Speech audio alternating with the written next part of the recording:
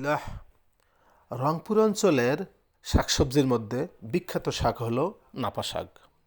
রংপুর অঞ্চলের মানুষের প্রাণের প্রিয় শাক হলো এই নাপা শাক। এই শাক শুধুমাত্র বৃহত্তর রংপুর অঞ্চলেই বেশিরভাগ উৎপাদন হয়ে থাকে। এই অঞ্চলের মানুষ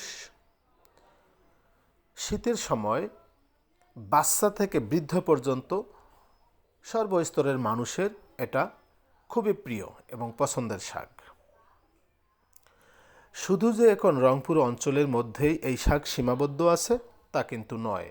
এখন সারা দেশের মানুষের কাছে এর ব্যাপক চাহিদা এবং তারা অত্যন্ত পছন্দ করে বলেই এখন সারা দেশের মধ্যে এই শাক চাষাবাদ হচ্ছে।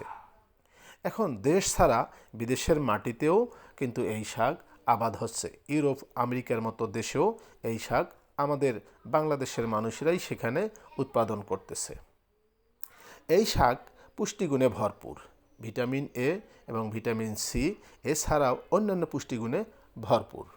এই শাক বিভিন্নভাবে রান্না করা যায়, যেমন শুকনা ভাজি করে রান্না করা যায় এবং ঝোল করে সাথে আলু ও মাছ দিয়েও কিন্তু রান্না করা যায়। এছাড়া যে কারণে এটি রংপুরের মানুষের কাছে এত বিখ্যাত এবং এত প্রিয় তা হলো এই শাক খাবার সোডা দিয়ে পেলকা রান্না করা। এই পেলকা মুখে দেওয়া মাত্রই এটা পেটের ভিতর চলে যায়। এটা এতটাই পিচ্ছিল যে আপনি ঠিকমতো হাত দিয়েও এটা মুখে দিতে পারবেন না।